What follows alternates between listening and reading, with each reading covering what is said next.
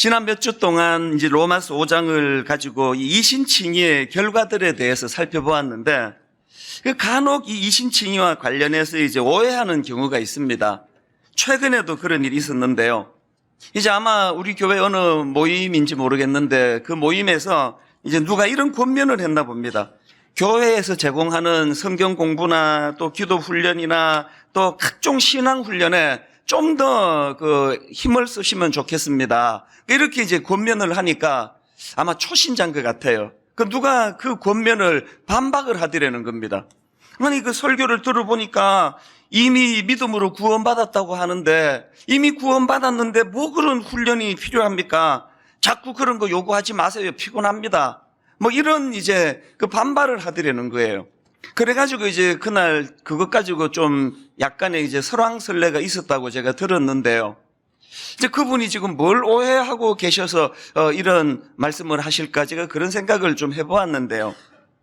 좀 성격은 좀 다르긴 한데, 지금 오늘 본문도 이제 이런 비슷한 오해에 대해서 바울이 이제 그것을 풀어 설명하는 그런 내용이 나옵니다. 지난주에 살펴본 것처럼 5장 20절 말씀, 그 은혜의 강력함을 이렇게 이제 설명하지 않았습니까?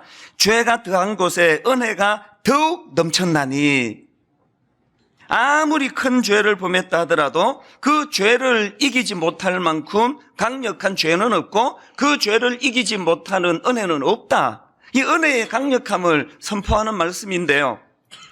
바울이 이 놀라운 말씀을 선포하니까 이제 어떤 사람들은 이 말씀을 이제 또 악용을 하는 거예요.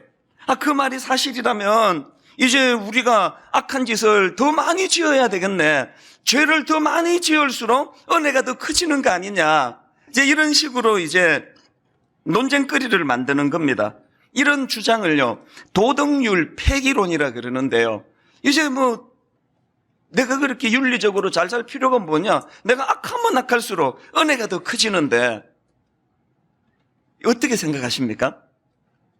이런 도덕률 폐기론자들에 대하여 이제 바울이 어떻게 반박을 하느냐? 그게 이제 로마서 6장 1절 2절 말씀입니다. 그런즉 우리가 무슨 말을 하리요? 은혜를 더하게 하려고 죄에 거하겠느냐? 그럴 수 없느니라. 죄에 대하여 죽은 우리가 어찌 그 가운데 더 살리요?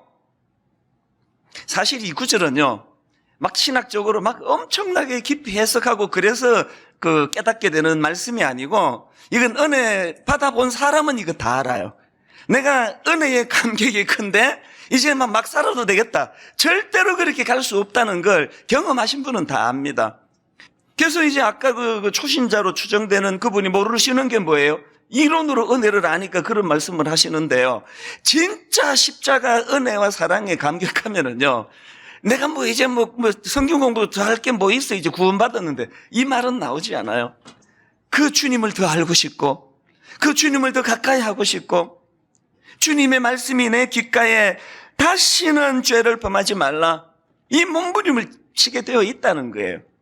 지금 1절 2절에서의 말씀이 바로 그 얘기 아닙니까? 그런즉 우리가 무슨 말을 하리요? 은혜를 더하게 하려고 죄에 거하겠느냐? 그럴 수 없느니라. 죄에 대하여 죽은 우리가 어찌 그 가운데 더 살리요? 바울 자신의 그 은혜에 대한 감격과 감사가 뚝뚝뚝 묻어나는 말씀같이 느껴집니다. 청교도 신학자 존 오웬이 쓴 책 중에 내 안의 죄 죽이기, 이런 제목의 책이 있는데, 저는 이 책 제목만 봐도 은혜가 돼요. 오늘 설교 제목을 여기서 그대로 제가 따왔는데요. 존 오웬이 이 책에서 이제 그 죄 죽이기와 관련해서 여러 가지 이제 주옥 같은 메시지를 피력하는데, 이제 그 내용 중에 이런 게 있습니다. 이 죄 죽이기와 관련해서 피해야 될 두 극단이 있다는 거예요. 피해야 될 한 극단은 뭐냐? 하나님은 배제하고 자기 스스로 죄와 싸워 이기겠다는 태도, 이게 아주 잘못된 태도고요. 그런가 하면 또 다른 한 극단이 뭐냐? 오늘 본문 말씀 그대로예요. 은혜를 핑계로 해가지고 죄와 싸우는 것을 피하는 태도. 이게 잘못된 양극단이라는 겁니다. 동의가 되는 말씀 아닙니까? 그래서 저는 오늘 이 본문 말씀을 한 주 동안 묵상하면서 마음에 정말 소원을 가지고 기도하게 되더라고요. 하나님, 오늘 이 설교를 가지고 또 다른 이론 하나 세우는 것으로 끝나지 않고, 오늘도 내 안에 죄 죽이기, 이 악한 이 세상 안에서 말씀대로 살려고 애쓰는 주의 성도들이 오늘 이 말씀으로 힘을 얻고 다시 전의를 회복하고 내 안에 죄 죽이기, 이것을 위하여 주님과 더불어 한번 은혜를 구하는 그런 데 도움이 되는 설교가 되기를 원합니다. 정말 그랬으면 좋겠습니다. 그런 의미에서 이제 오늘 이 본문 말씀을 가지고 이 내 안에 죄 죽이기가 가능하도록 내 안에 죄 죽이기를 위한 몇 가지 대안에 대해서 좀 살펴보려고 하는데요. 자, 여러분, 내 안에 죄와 싸워 승리하기 원하십니까? 첫째 대안이 뭐냐? 신분의식을 회복해야 된다는 겁니다. 2절을 다시 보십시오. 그럴 수 없느니라 죄에 대하여 죽은 우리가 어찌 그 가운데 더 살리요? 이 말씀의 배경이 어떻게 되는지는 이제 다 알지 않습니까? 지난주 말씀드렸잖아요. 이 칭이라는 거는 주인을 바꾸는 거라고. 전에 죄와 사망의 권세가 내 인생의 왕노릇을 해서 거기에 끌려다니는 인생이었는데 이제는 의와 생명의 주인 되시는 예수 그리스도가 내 인생의 왕노릇 하시는 내 신분이 바뀐 거예요. 그래서 제가 그때 그 홍해 사건을 가지고 설명드리지 않았습니까? 이스라엘 백성들이 그 포악한 애굽의 압제 아래 그 바로왕의 통치 아래 고통했던 그들이 하나님 은혜로 홍해를 건넜습니다. 이건 뭘 말합니까? 이제 더 이상 애굽 바로왕의 통치에 영향받지 않는다는 이야기 아닙니까? 이런 맥락에서 이 2절 말씀을 의역을 하자면 죄에 대하여 죽은 우리가 어찌 그 가운데 더 살리요? 이 말은요, 이제 애굽을 떠나 홍해를 건넜는데 왜 옛 주인 애굽 왕 아래 있던 때에 그 노예 근성을 버리지 못하느냐, 그 이야기입니다. 6절도 마찬가지입니다. 우리가 알거니와 우리의 옛사람이 예수와 함께 십자가에 못 박힌 것은 죄의 몸이 죽어 다시는 우리가 죄에게 종노릇하지 아니하려 함이니, 같은 이야기 아닙니까? 7절도 마찬가지예요. 이는 죽은 자가 죄에서 벗어나 의롭다 하심을 얻었습니다. 이게 다 신분의 변화를 자각하고 살아라, 그런 내용의 말씀인데요. 저는 이 말씀을 묵상하다가 오래전에 제가 읽었던 그 글 하나가 이렇게 불쑥 떠올려지는 겁니다. 그 어떤 내용의 글이었냐 하면은요, 어느 공사판에서 일어난 일이에요. 그 공사판을 전전하는 아주 어린 꼬맹이에요. 무슨 사연인지는 모르겠는데 그 어린애가 부모를 잃고 고아가 된 겁니다. 그래서 그냥 씻지도 못하고 먹지도 못하고 그래가지고 머리부터 발끝까지 그 뗏물이 줄줄 흐르는 거예요. 막 냄새가 나서 가까이 갈 수가 없어요. 그 공사판에서 이제 얻어먹고 공사판에서 이제 자고 그러는 애인데요. 그 공사판과 관계되는 누군지는 모르겠습니다. 참 고마운 부부가 있습니다. 그 아이를 지켜본 그 부부가 내막을 다 알고는요, 너무 불쌍한 거예요. 쟤를 이제 데려다가 우리가 키워야 되겠다. 그래서 이제 양자로 이제 입양한 거예요. 자기 호적에다 올리고, 그리고는 막 제 기억에 그 글에 막 며칠을 시켜도 냄새가 안 없으시더래요. 그렇게 그냥 역겨운 냄새로 몸에 배어있는 애를 깨끗하게 씻기고는 방 하나를 이제 마련해서 좋은 침대, 거기에 깨끗한 이불에 해가지고 이제 이 아이를 데리고 산 거예요. 그렇게 이제 살고 있는 어느 날, 보통 이제 엄마는 한 번씩 애들 방 가서 이불도 다시 고쳐주고 뭐 그러는 거 아닙니까? 새벽에 이제 그 부인이 이 입양한 아이 이제 이불이나 이제 덮어주려고 그렇게 문을 열고 들어갔다 깜짝 놀란 거예요. 왜 없어진 거예요? 아니, 새벽에 그 어린애가 문 열고 이제 바깥으로 나갔다고 생각하니까 이거 맞질한 거 아닙니까? 너무 놀라가지고 그 애 찾으려고 막 현관으로 나가서 애 찾으려고 문 열고 나가려고 하다가 보니까 그 녀석이 그 현관 앞에 흙먼지가 떨어져 있는 그 신발장 옆에 웅크리고 자고 있더라는 거예요.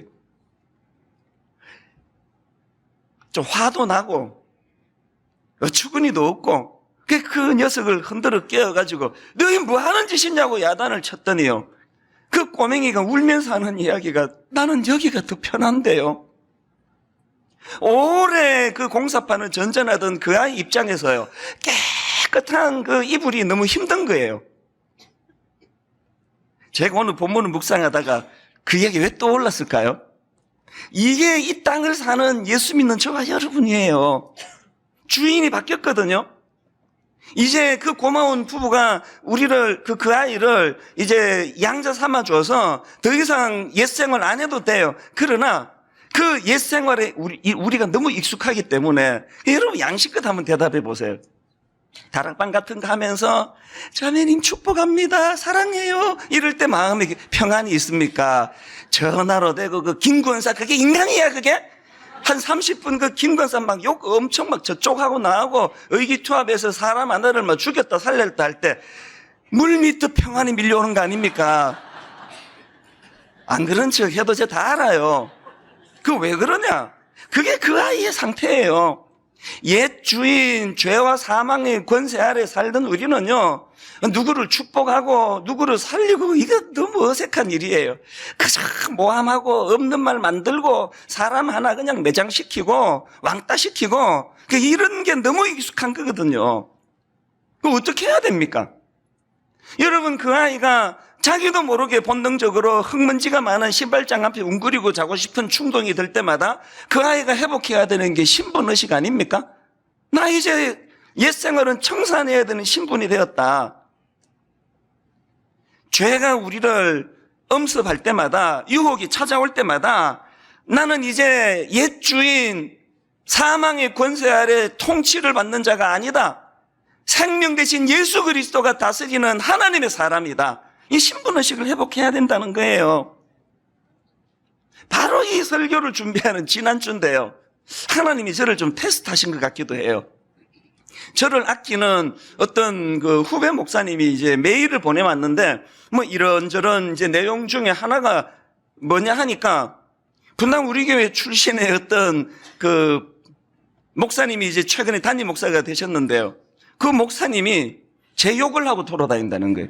이찬수 목사 욕을 하고 자기도 그걸 다 들었다고 그러면서 그런 사람은 가까이 하지 말라는 그런 이제 저를 아끼니까 이제 그런 메일을 보내왔는데요. 제가 뭐 그 메일 보면서 사람이 뭐 다 뭐 그런 하고 사는 것이 누가 뭐 천사라서 뭐 칭찬만 하고 사나 그렇게 당연히 생각이 드는데 그게 내 일일 때는 그게 용납이 안 되잖아요. 엄청 열받아가지고 바로 메일을 보냈습니다. 다시는 나한테 찾아오지 마라. 난 너 같은 인간을 상종할 수가 없다. 네가 인간이야? 배은망덕한 놈. 그렇게 메일을 써보낸 게 아니고요. 저 본능과 달리 사과의 메일을 보냈습니다. 그 후배, 제 욕한다는 그 목사님한테. 뭐 내용도 내가 별로 믿지도 않지만 혹시라도 당신이 나한테 마음 상한 게 있다면 넓은 마음으로 용서해 주기 바란다. 나는 당신이 나 때문에 그 마음에 어떤 미움의 앙금이 남아있는 걸 원치 않는다. 그런 여주로 메일을 보냈습니다. 그러고는 이제 그 후배도 저한테 또 답이 오고 그러면서 이제 뭐 오해도 풀고 그런 시간을 가졌는데요. 여러분 제가 왜 내 본능은 사실은 화가 좀 났거든요. 그러나 왜 제가 사과의 메일을 보낼까요? 신분의식이 신분. 내 옛 주인인 죄와 사망의 권세가 노리는 게 뭔지를 너무 잘 알거든요. 내 옛 주인 사망과 어둠의 권세는 이간질시키고 모함하고 또 미워하고 정오심을 가지고 제가 그 젊은 목사님한테 제가 그렇게 메일을 보낸 이유는 그 목사님이 만약에 그게 사실이어가지고 저를 미워하고 막 저에 대해 험담을 하고 다니면은요, 그 소리 제게 안 들리니까 저랑 상관없잖아요. 목회하는 그 목사님에게 이게 얼마나 치명적이냐고요. 사단이 그 마음 안에 그 미움의 앙금이 남아있으면 찬스의 귀재인 사단이 가만히 있겠습니까? 그게 안타까운 거예요. 그래서 내가 원인을 제공했다면 날 용서해달라고 메일을 보낸 거예요. 그건 나 자신도 마찬가지예요. 제가 이제 그 후배가 미워지기 시작하고 불신이 찾아오고 이제 뭐 부목사들한테 잘해줘봐야 아무 소용없다고 이렇게 하면은 사단에게 제가 운동장을 만들어주는 거예요. 그게 풀어야 되거든요. 이 땅을 살아가는 우리는 항상 이 신분의식을 기억해야 됩니다. 옛 주인은 우리 안에 증오를 심어주고 울분을 심어주고 온 대한민국이 지금 울분 공화국이 돼가고 있는 건 옛 주인의 공작 때문이에요.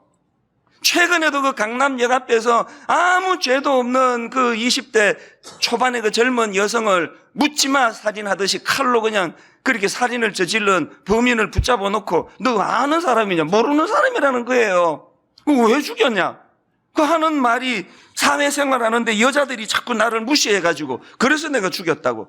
그거는 옛 주인의 특성이 죄와 사망의 권세라 그랬잖아요. 이 사람 안에 울분을 심어줘가지고 그렇게 사람을 죽이게 만드는 짓을 하도록 하는 게 우리 옛 주인의 특성이거든요. IS 그 테러리스트들이 전 세계를 대상으로 그들이 지금 발악하듯이 세상에다 하고 싶어하는 일이 뭐예요? 아무 죄 없는 사람 폭탄 테러 해가지고 죽여놓고는 거기에 울분을 심어주는 거예요. 울분을. 거기에 우리가 놀아나서 되겠습니까?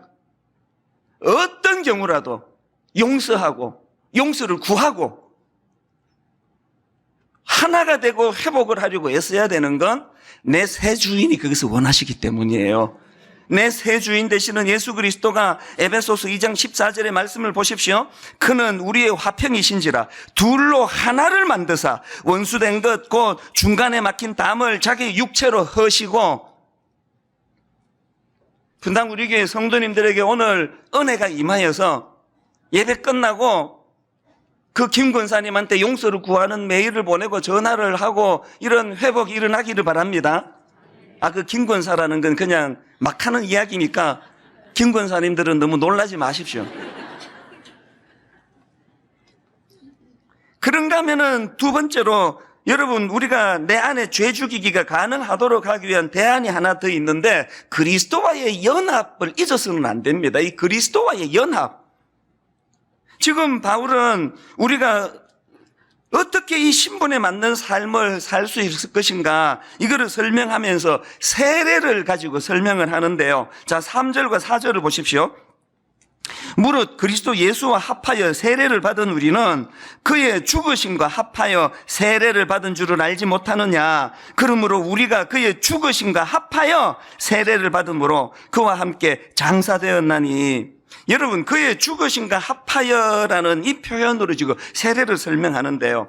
사실 세례받다라는 이 표현 자체가 원어로 보면은요. 물속에 잠기다, 익사하다예요. 여러분이 세례를 받았다는 나는 익사했다는 뜻입니다. 그래서 이제 그 침례교단 같은 데는 지금도 세례식 할 때 목사님이 그 사람을 물속에서 이제 그냥 탕 같은 데서 침례식을 베풀면서 그 안에 완전히 푹 빠뜨려요. 익사했다는 거예요. 5절에 보니까요. 만일 우리가 그의 죽으심과 같은 모양으로 연합한 자가 되었으면 또한 그의 부활과 같은 모양으로 연합한 자도 되리라. 십자가에서 죽음도 주님이 십자가에서 죽으실 때 연합. 나도 주님과 더불어 옛자가 죽고 나는 하나님 앞에 내 익사, 나는 옛사람은 죽었다. 이 선포가 이루어지고 동시에 주님이 부활하실 때 나도 주님과 함께 같이 살았다.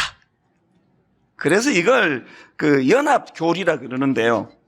8절을 한번 보십시오. 만일 우리가 그리스도와 함께 죽었으면 또한 그와 함께 살 줄을 믿노니. 그래서 누가 그 불교와 기독교의 차이를 딱 한마디로 설명한 걸 들었는데 참 일리가 있다 싶었습니다. 불교는 혼자 득도하는 과정으로 나가는 혼자 그것을 이루어내는 종교가 불교래요. 그래서 혼자 묵상하고 혼자 고행하고 혼자 이제 그 도를 향하여 애를 쓰는 게 불교라면 기독교는요 혼자가 아니에요. 기독교는 함께예요. 함께. 누구와? 새 주인 그리스도와 함께. 제가 지난주에 좀 당황스러운 메일을 받았는데 당황스러운 그 메일을 제가 좋게 풀기 위하여 그 당사자에게 내가 사과의 메일을 쓰면서 마음으로 되뇌었던 성경 구절이 하나 있는데 갈라디아 2장 20절입니다. 내가 그리스도와 함께 십자가에 못 박혔나니 그런즉 이제는 내가 사는 것이 아니요 오직 내 안에 그리스도께서 사시는 것이라. 이제 내가 육체 가운데 사는 것은 나를 사랑하사 나를 위하여 자기 자신을 버리신 하나님의 아들을 믿는 믿음 안에서 사는 것이라. 왜 제가 그 후배한테 좀 억울한 마음은 있었지만 사과 메일을 쓸 수밖에 없었느냐? 그것은 새 주인이 그것을 원해서이고요. 그 메일을 쓰면서 갈라디아 2장 20절을 왜 되뇌었느냐? 내 본능으로는 그게 잘 안 되기 때문이에요. 그래서 내가 그리스도와 함께 십자가에 못 박혔습니다. 나는 십자가에 옛 자아가 죽었습니다. 내 자존심은 죽었습니다. 분당 우리 교회 단임 목사라고 하는 내가 그 사람보다 나이가 좀 많다고 선배라고 하는 이 모든 자존심은 다 죽었습니다. 나는 못 박혀 죽었으니 이제는 내가 사는 것이 아니요 오직 내 안에 그리스도께서 사시는 것이라. 주님과 연합해서 주님, 제가 사과할 수 있는 용기를 좀 주세요. 용기가 좀 필요하더라고요. 혼자 사는 존재가 아닙니다. 그 존 오웬의 내 안에 죄 죽이기라는 그 책을 오해하시면 안 됩니다. 이게 자칫 잘못하면은 내가 죽이는 것처럼 돼 있지만 그 책의 요지는 정반대예요. 그래서 그 책에 보면 이런 소제목이 있습니다. 죄를 죽이기 위한 원천인 성령을 구하라. 나 혼자 죄 죽이겠다면 100점 100패예요. 우리 실력을 알잖아요. 어떻게 죄를 죽입니까? 그래서 이제 보통 이 연합교리를 설명할 때 이 결혼에다가 이제 비유해서 설명을 하는 경우가 많습니다. 내가 이제 결혼을 했습니다. 그래서 새 사랑의 대상 신랑을 만나가지고 잘 사는데 옛 애인이 자꾸 연락을 하는 거예요. 만나자. 나랑 같이 살자. 옛 애인이 자꾸 연락을 하는 거예요. 여러분 그 드라마 같은 게 다 이런 거 아닙니까? 그래가지고 자기 혼자 그 문제를 해결하려고 그 여자가 바둥바둥 거리다가 그만 덫에 걸려가지고 불행으로 빠지는 게 그 드라마의 대부분 스토리 아닙니까? 지금 이 연합 교리를 설명하면서 결혼에다가 비추어 설명하는 이유를 아시겠죠? 옛 애인 죄와 사망의 권세가 나를 자꾸 충동질해요. 너 그 부목사 한번 들이받아라. 너 힘 있잖아. 너 그 사람 키워주는 힘은 없지만 그 정도는 네가 밟아 죽일 힘이 있잖아. 매장시켜버려라. 옛 애인이 자꾸 저에게 손짓할 때 내가 혼자 찾아가가지고 그 문제를 해결하는 게 아니라 어떻게 하면 됩니까? 옛 애인이 추근거리면요, 새 신랑을 데리고 나가면 돼요. 새 신랑을 옛 애인에게 보여주면 돼요. 다시는 접근하지 못합니다. 저는 여러분의 도덕심으로, 여러분의 윤리의식으로, 여러분이 가진 그 무엇으로 옛 주인 죄와 상대하려고 바둥치는 어리석음을 범하지 말고 그리스도와의 연합, 새 주인 되시는 예수님과 더불어서 옛 자아를 죽여나가는 믿음의 신앙인들 되시기를 바랍니다. 세 번째로요, 내 안에 죄 죽이기가 가능하도록 하기 위해서 대안 하나가 본문에서 더 발견이 되는데 그게 뭐냐? 더 높은 기대치 갖기예요. 더 높은 기대치 갖기. 이걸 다른 말로 하면 나를 향하신 하나님의 기대치가 얼마나 크신지를 인식하기예요. 4절을 한번 보시겠습니까? 그러므로 우리가 그의 죽으심과 합하여 세례를 받음으로 그와 함께 장사되었나니 이는 아버지의 영광으로 말미암아 그리스도를 죽은 자 가운데서 살리심과 같이, 그 다음 보세요. 우리로 또한 새 생명 가운데서 행하게 하려 함이라. 우리를 구원하신 하나님이 우리를 향한 목표가 그저 더 이상 죄 안 짓게 됐다, 더 이상 죄에 놀아나지 않게 됐다, 이런 목표 정도가 아니에요. 하나님은 우리를 향하여 원대한 꿈을 갖고 계십니다. 아담과 하와가 실패한 게 그거 아닙니까? 자, 여러분 창세기 1장 28절 한번 보십시오. 여기에 이 아담과 하와를 향한 하나님의 원대한 꿈을 한번 느껴보십시오. 하나님이 그들에게 복을 주시며 하나님이 그들에게 이르시되 생육하고 번성하여 땅에 충만하라, 땅을 정복하라, 바다의 물고기와 하늘의 새와 땅에 움직이는 모든 생물을 다스리라 하시니라. 세상의 하나님은 지금 그 놀라운 하나님의 창조물 아담과 하와를 향하여 가지고 생육해라, 번성해라, 땅에 충만해라, 땅을 정복하라, 이런 꿈을 하나님 갖고 계시는데 이 두 사람의 시야를 한번 보십시오. 창세기 3장 6절. 여자가 그 나무를 본즉 먹음직도 하고 보암직도 하고 지혜롭게 할 만큼 탐스럽기도 한 나무인지라. 지금 하나님은 그에게 온 하나님의 창조 세계를 다 누리고 다 다스리고 땅을 정복하라고 말씀하시는데 그 외에 허용한 수많은 하나님의 그 놀라운 것들은 눈이 안 가고 그 외에 그만 나무 하나에 집중해가지고 먹음직도 하고 보암직도 하고 이 꼴이 혹시 오늘 우리 아닙니까? 여러분, 하나님이 이 촌놈, 이 천수 목사에게 이 분당 우리교회 단임 목사라는 분에 맞지 않는 놀라운 이런 은혜를 제게 주셨는데, 그 하나님이 저에게 이 큰 은혜를 주실 때 이 분당 우리교회와 더불어 원대한 꿈을 하나님이 주셨을 텐데, 그냥 이게 좀 트라우마가 있어서 그렇긴 한데요. 막 주변에 그런 가슴 아픈 이들을 겪고 나니까 내 평생의 소원이 은퇴할 때까지 뭐 성적으로 죄 짓지 않는 거, 뭐 내 평생의 소원이 은퇴할 때까지 뭐 교회 또 횡령하지 않는 거, 막 기도 부탁도 하고 그러잖아요. 막 은퇴할 때까지 사고 치지 않게 해달라고. 뭐 그건 뭐 이해는 되지만 어떨 땐 제 자신이 좀 한심해요. 여러분, 하나님이 저에게 이 놀라운 분당 우리교회 단임 목사로 맡겨주실 때 그저 은퇴할 때까지 죄 안 짓고 그 수고했다, 사고 안 쳐서 잘했다, 이러려고 맡겨주셨냐고요. 세상에 오늘 저를 통해서 하나님이 놀라운 꿈을 갖고 계시는데, 원대한 꿈을 가지고 세상을 바라보면 그 선악과가 눈에 들어오겠습니까? 죄 안 지으려고 애쓰는 인생도 중요하지만 그걸 훌쩍 뛰어넘어가지고 하나님 주신 사명으로 가슴 벅찬 저와 여러분 되시기를 바랍니다.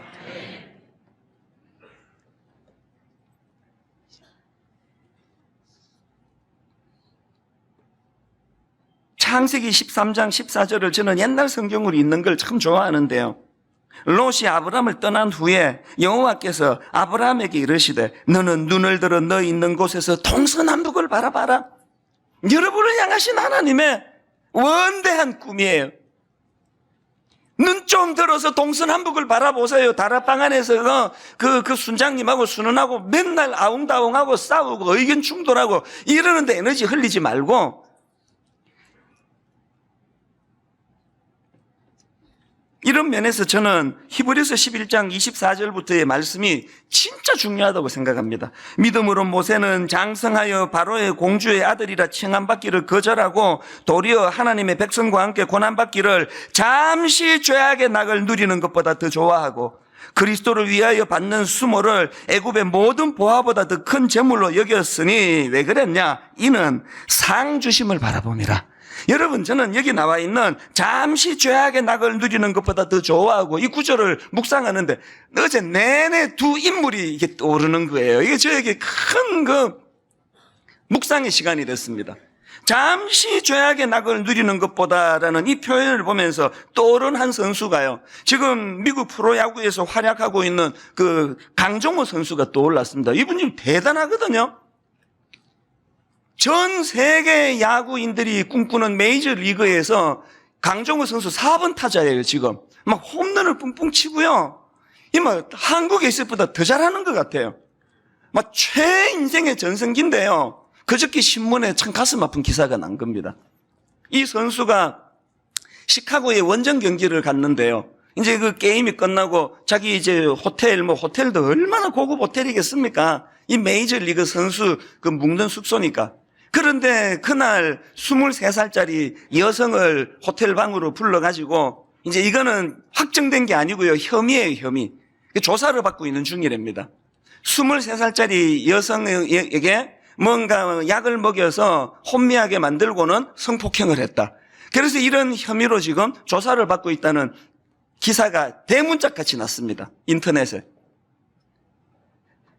제가 그 기사를 얘기하자는 게 아니고요, 그랬더니 그 밑에 막 댓글이 막 쫙 달렸는데 그 중에 하나가 내가 잊혀지지 않는 댓글이 하나 있은 거예요.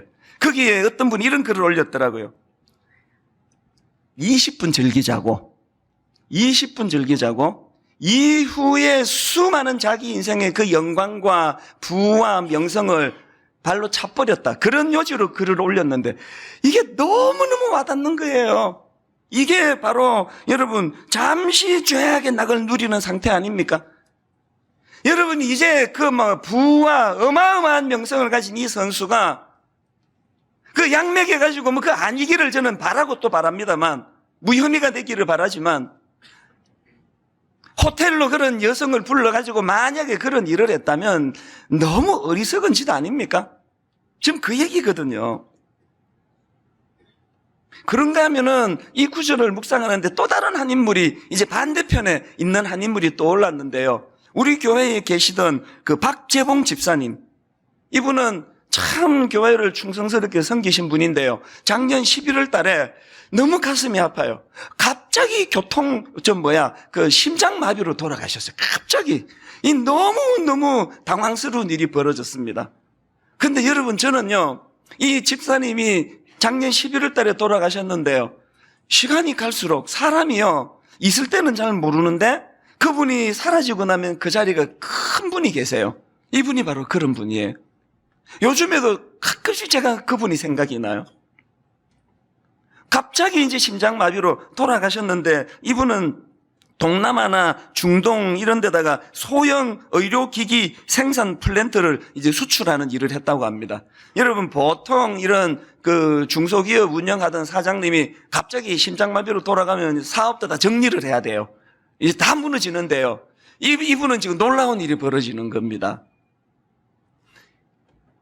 박재봉 집사님이 갑자기 심장마비로 이제 돌아가셨다고 부고를 전하는데요.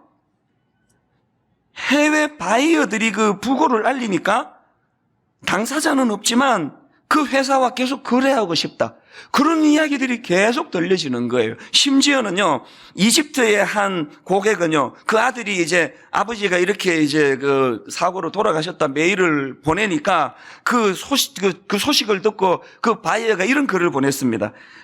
너 아버지와 나는 단순한 사업 파트너가 아니라 한 가족이었다.